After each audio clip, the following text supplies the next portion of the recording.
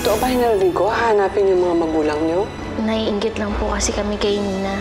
Kaya gusto rin po naming hanapin yung tunay naming magulang. Ako nga po pala si Melba. Siguro ikaw ang nanay ni Karen, no? Yung kaibigan po namin sa Safe Heaven, yun po ang tunay na nanay ni Karen. Ana ba yung pangalan ng ampon ni Naida? Opo, pero kayo po ba yung nanay ni Ana? Hindi ako yung kaibigan ko sa Safe Haven. Anak ka rin, Nina. Nanaginip po ako na may anak daw po ako. Panaginip lang yon. Why do you always make me decide na? Gusto lang talaga kitang sundin. Ganun talaga ako magmahal ng babae. Angel? Angel? Sino yung Angel? Si Angel yung nagpapanggap kong pinsan! Ha? Inasan dyan? Wala naman na. So, see you ulit bukas?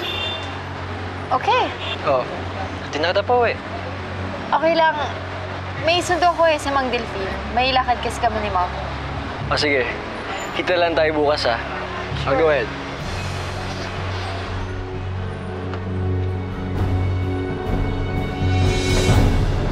Ang mahal palang kumuha ng private investigator.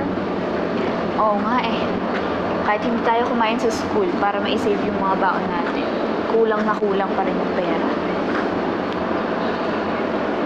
Eh kung mangutang kaya tayo kay na lolo? Utang? Ano mga malabo yan? Mahihirapan tayo magbayad. Laking pera nun eh. Kahit mamasukan tayo doon bilang mga katulong, hindi natin mababayaran. Pero Karen, sila lang naman yung may ganong kalaking pera eh.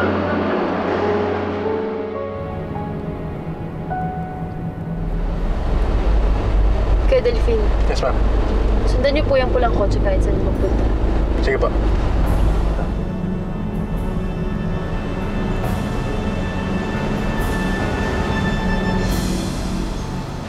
Bakit kasi nagpakita ka pa? Muntik na tayo manghuli. Okay lang yun. Takasan ko naman eh. Tsaka gusto ko lang naman makita na parang tangang babaeng yun. Tsaka paniwalang-paniwala siya sa'yo, no? Akala niya talaga mahal mo siya. Hindi naman. Alam mo, tanga talaga yung Carla na yan. Tanga pala ah. Sino ngayon ang tanga sa atin? Nabisto ko na kayong dalawa. Carla. Totoo ba, Benji? Totoo bang pinasakay mo lang ako para dun sa peking yan? Carla. It's not what you think. Let me explain. How dare you! How dare you! Carla! Ano ba? Tumigil ka na babae ka, ha? Hindi ako itigil! Baka manlalaro kayo! Tama na! Nasaktan si Angel! And why not? How why not? Alam mo ba kung sino yan? Manloloko yan! Kayo mga manloloko kayo! Isa siyang fake!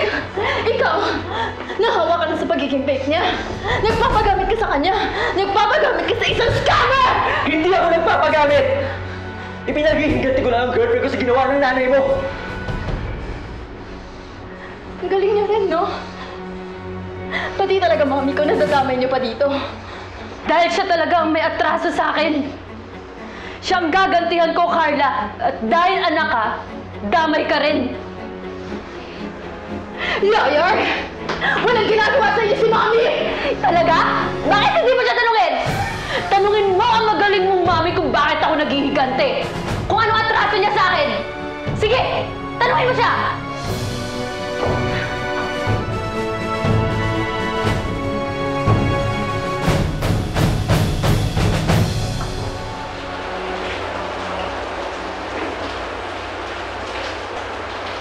Ano na kaya itsura ng anak natin, Sir Nan? The last time we saw her, nung debut niya. Gusto kong isipin na katulad pa rin siya ng dati. That night sa party. Maganda, mabait.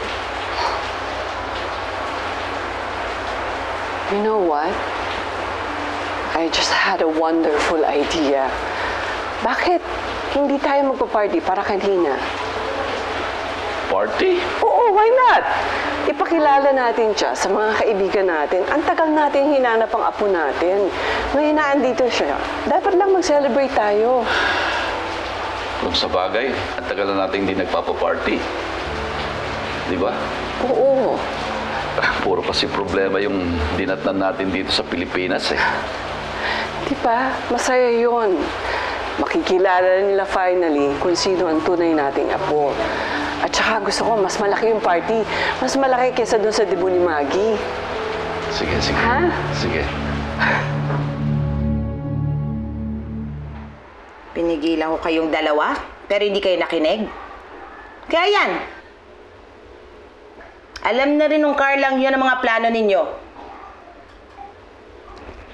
Pero maganda na rin na nangyari yun para tumigil na kayo. Wala namang mapupuntahang mabuti ang paghihiganti. Hindi kami titigil, Ate Onay. Ano? Angel naman.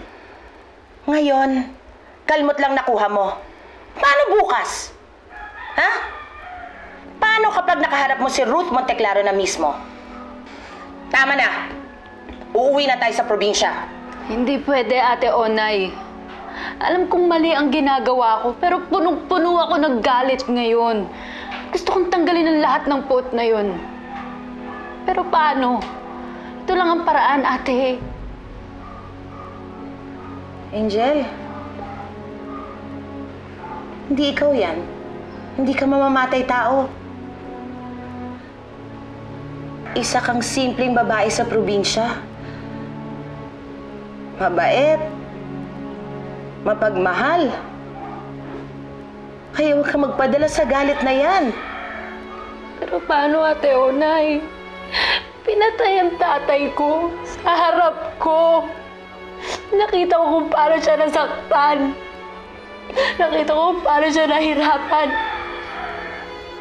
Nakita ko rin kung paano siya nalugatan ng hininga. Gabi-gabi napapanaginipan ko si tatay. At alam ko na gusto niyang ipaghiganti ko siya. Angel, hindi mawawala ang galit sa puso mo kung maghihiganti ka. Alam mo, mas lalo lang madadagdagan. At sisirain ka ng galit na yan. May mga bagay kasi na kailangan mo lang ipagpasa Diyos. Hindi ka masamang tao, Angel. Hindi. Kaya nga bago mangyari yun, uwi na kita sa atin. Manahimik na lang tayo dalawa sa probinsya, ha?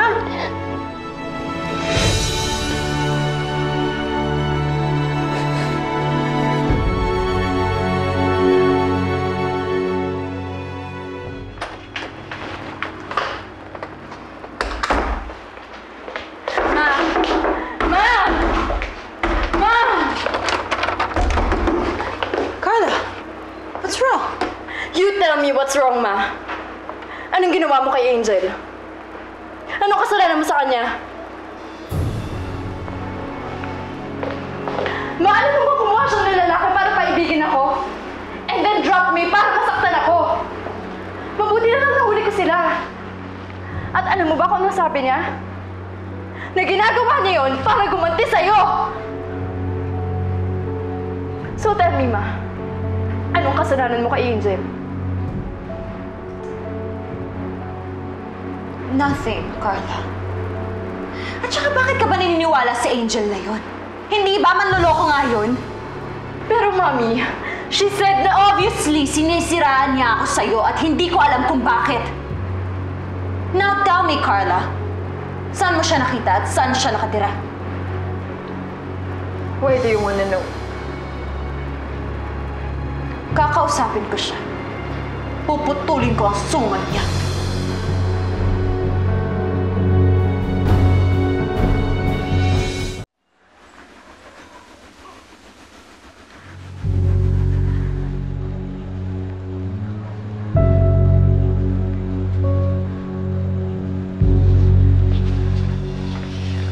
Mabuti yung nangyari sa'yo, ha?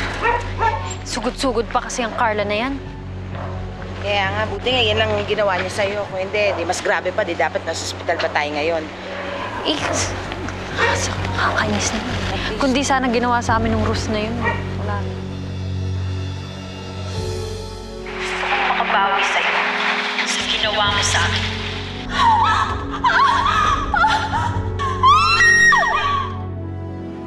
Tingnan lang natin ngayon kung anong ibubuga mo.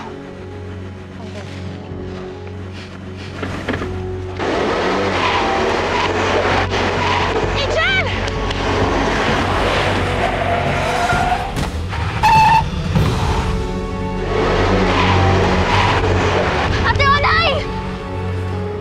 Ate Onay! Ate Onay! Benji, si Ate Onay! Teka! Hoy! Bumalik ka! Benji! Benji! Si Ate Onay, dali natin sa ospital! Ate Onay! Tumayo ka mo! Buhatin natin siya! Uy, dandan! Ate Onay, bangon ka! Kailangan tumayo! Angel! Taas mo si Ate Onay! Si Ruth lang ang makakagawa nito, Ate Onay. Kaya mas kailangan ko siyang balikan. Kailangan ko siyang parusahan sa mga ginawa niya. Angel, ano ba? Ano pa pang kailangan kong gawin para matanggal sa pag-iisip mo yung paghihiganting yan? Pero Ate Onay, tingnan mo nga yung ginawa niya sa'yo. Hindi ko lang nakikita, Angel. Nararamdaman ko pa. Ang sakit ng buong katawan ko. Pero alam mo kung anong naiisip ko? Na mas marami pa siyang pwedeng gawing malala sa akin. Lalo na sa'yo. Pinatay niya si Tio Andres. Ako, ikaw. Kayang-kaya ka din niyang patayin.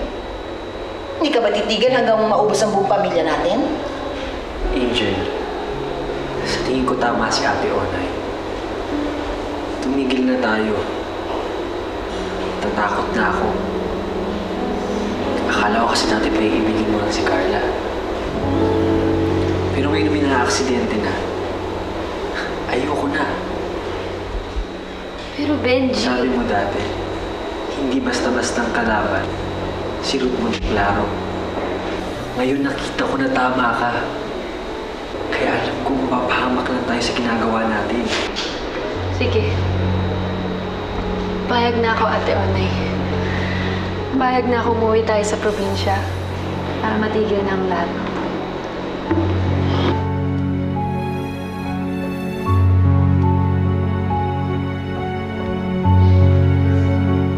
Buti naman. Pangako, magiging tahimik ang buhay natin sa probinsya. Walang manggugulo na isang Ruth Monteclaro.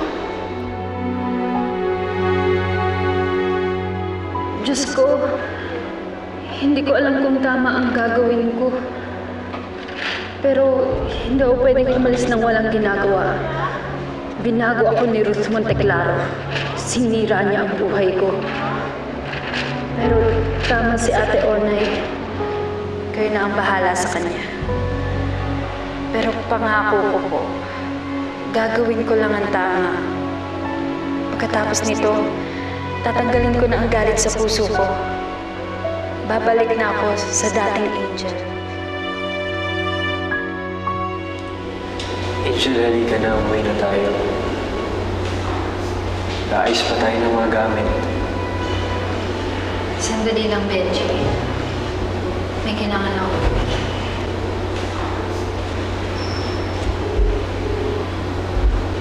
Hello? Ruth Monteclaro, si Angel to. Kailangan tayong magkita. Kailangan na natin tapusin to. Nina, napag-usapan namin ng Lolo Sernan mo. Since nahanap ka na namin, magpapaparty kami para sa'yo. At ipakikilala ka bilang isang Monteclaro. Party? Yes. One big party. At i-invite namin lahat ng friends namin. Ipakikilala ka namin bilang anak ni Maggie, yung nawawala naming apo. And my dad. Papakilala niyo rin ba siya? I-announce niyo ba sa lahat na anak ako sa labas? Na may ibang pamilya yung daddy ko? At yung asawa niya, pamangkin niyo? Nina. Lola, kung gusto niya akong ipakilala sa lahat para meron silang pagtawanan o pagchismisan, it's up to you. Pero kung akong tatanungin niyo, ayoko. mas gusto kong itago na lang na ang daddy ko ay asawa ng pinsan ng mommy ko. Angel, ano ba? Sigurado ka ba sa gagawin mo? Hindi. Sa totoo lang, Benji, natatakot ako. Eh di wag na lang nating gawin. Pero natatakot din ako na manahimik na lang. Ito lang ang kaya kong gawin para kay Itay. Tsaka hindi ako matatahimik kapag sinarili ko lang ang alam ko. Kukunin ko lang kay Ruth ang pera na hinihingi ko. Kasi kailangan natin to, Benji. At tsaka, para na rin maramdaman ko na may kinapuntahan naman ang pagkamatay ng tatay ko. Pera na lang hahabulin ko kay Ruth. Hindi na ang paghihiganti.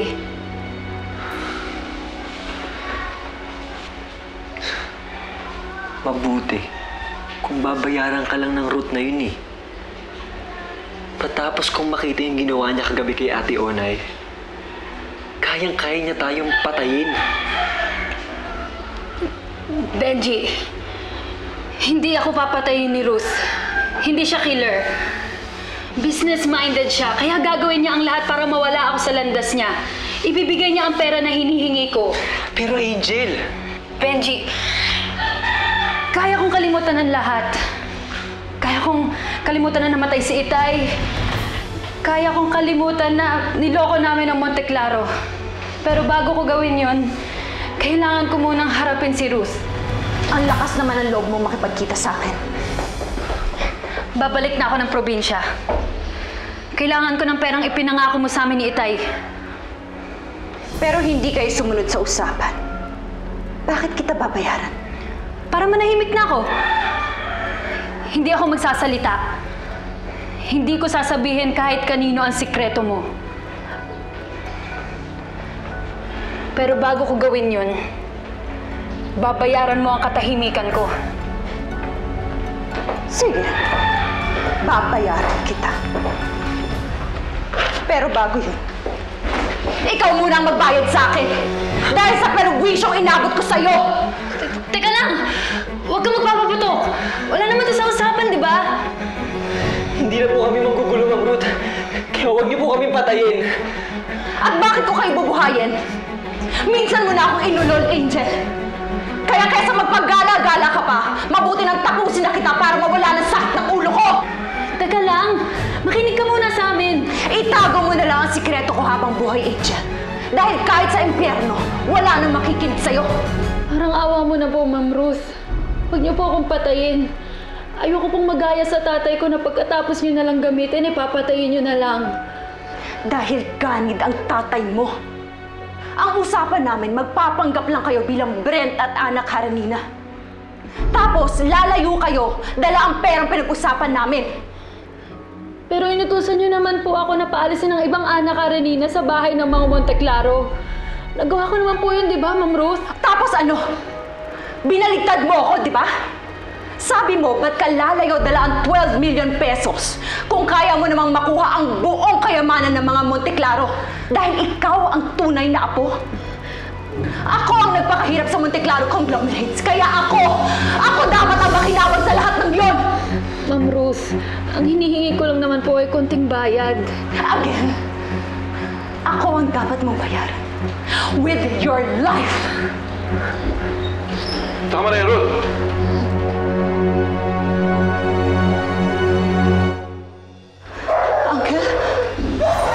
Uncle, what are you doing here? Ako mismo ang nagpapunta sa kanya dito. Para si Lola Sernan mismo ang makadinig ng lahat ng kinumpisal mo kanina.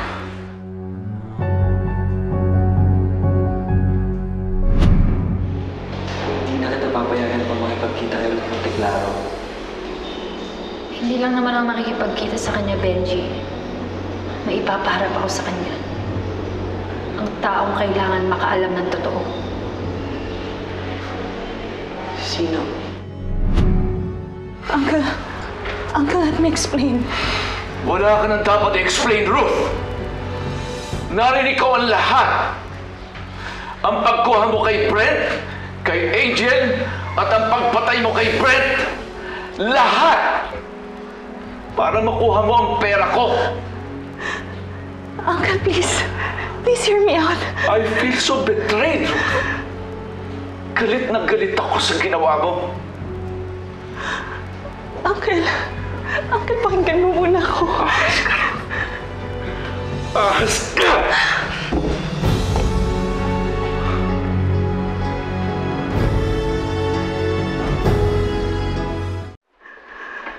Uncle, you're mistaken. Hindi ako may pakana ng lahat. Si Angel, si Brett at si Angel. Uncle, sila ang nagplano na kunin ang kayamanan ng pamilya natin. Hindi po totoo yun. Nadinig niyo naman po ang mga sinabi niya kanina, di ba? Oh! Narinig ko lahat, Ruth. Sa bibig mo mismo nanggaling. Ang sama mo. Napakasama mo. Paano mo ito nagawa sa akin? Uncle, wala po ako kasalanan. Please believe me. Huwag ka na magsinungaling, Ruth. Bistado ko na lahat ang plano mo. Pero Uncle, kaya ko lang naman ginawa yun because you're being unfair. 15 years ago, iniwan niyo sa akin ang Monte Claro conglomerates. Ako ang nag-asikaso, ako ang nagpakahirap. Ni tulong mula sa inyo, wala akong nakuha. Tapos ano? Iba ang makikinabang? Even Maggie cared less about the company. Ako lang ang nagmalasakit sa kumpanya. Tapos babalik kayo na parang walang nangyari. Ipapahanap niyo si Maggie at si Ana Karenina para ibigay sa kanila ang lahat ng pinaghirapan ko. At sa tingin mo, sa'yo dapat mapunta yun? Oo, Uncle! Pero niloko mo pa rin ako! Dahil buong buhay ko, binigay ko sa Monte Claro conglomerates! Mali pa rin ang ginawa mo, Ruth! Pumatay ka! Ginawa mo yun dahil makasarili ka! At pilit mong inilalayo sa akin ang aking apo!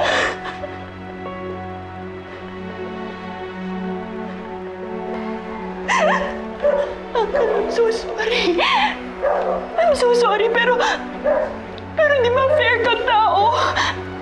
Justified naman po yung ginawa ko, di ba? Oh, fair nga ako, Ruth. Kaya sa tingin ko, dapat mong pagbayaran ang krimeng ginawa mo. Dapat kang makulong.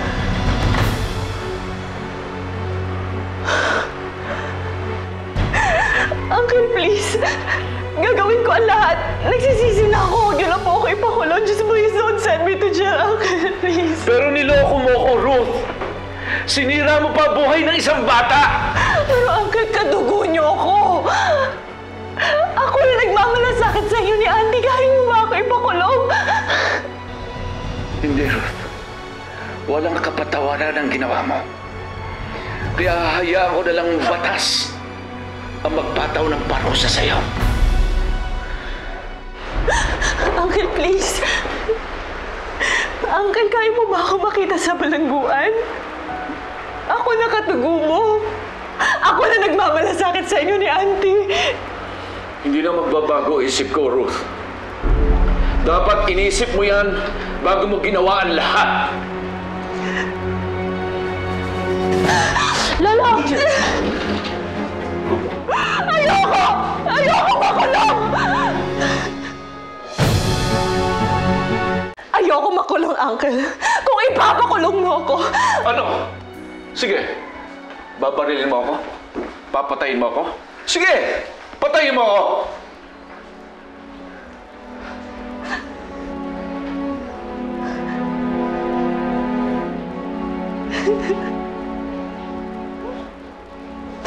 Hindi ko po kaya.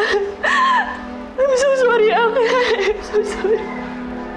At pinalak mo pa akong patayin. Mas mabuti talagang makulong ka. At sa bilangguan ka magsisi sa mga kasalanan mo.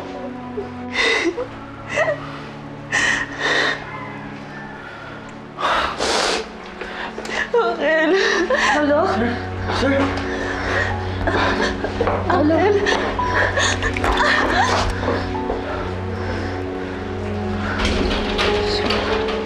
Uncle.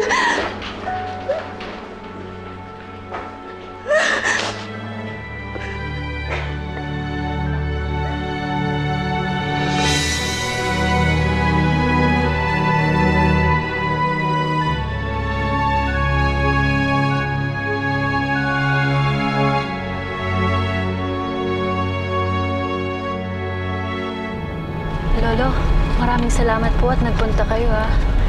Akala ko po kasi hindi na kayo dadating. Sorry po kung nalaman niyo po yung totoo. No, Angel. Panahon na siguro para malaman ko ang pinagkagawa ni Ruth. Hindi na niya ako mapapaikot ngayon. Pakiramdam ko po mabibigyan na ng hustisya ang ginawa sa tatay ko. Makakauwi na ako sa probinsya ng magaan ang loob sa wakas. Kasi alam kong magbabayad na si Ruth sa mga kasalanan ginawa niya.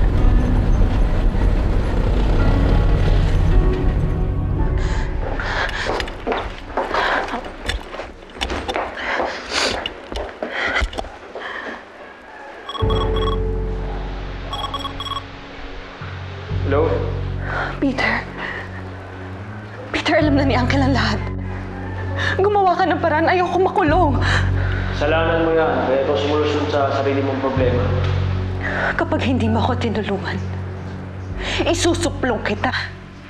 Dahil sa ating dalawa, ikaw naman talaga pumapatay eh. At ikaw ang nakaisip na gamitin sina Brad at Angel, hindi ba? Kaya please lang, please gumawa ka ng paraan. Once and for all, tapusin mo na tong gulong to, please.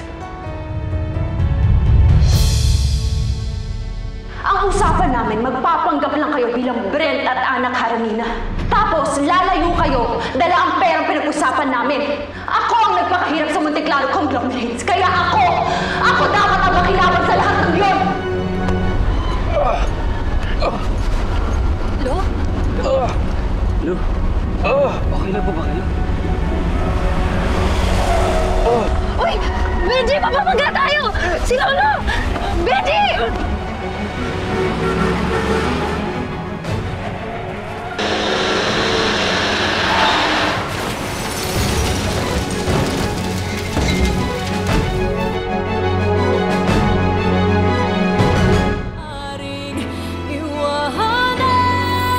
Pinamigay ba kayong dalawa?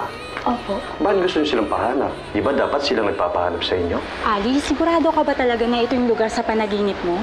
Hindi nga ako makapaniwala na sa totoong buhay pala meron talagang safe haven. I hate you, Benji! Sino si Benji? Tsaka anong ginawa niya sa'yo? Stop asking, Dad. Si Mami ang kailangan ko. Siya lang naman talaga yung nakakaintindi sa akin eh. Nasaan po si Tito Abel? Nag-empake kagabi, umalis. May iniwan siya para sa'yo eh. Safe haven? Siguradong andito na ang susi sa mga pagkatao natin. Ayun yung office! Tara, puntahan natin ha! Oh, Alice, bakit? Anong problema? Parang may narinig akong pamilyar na boses eh.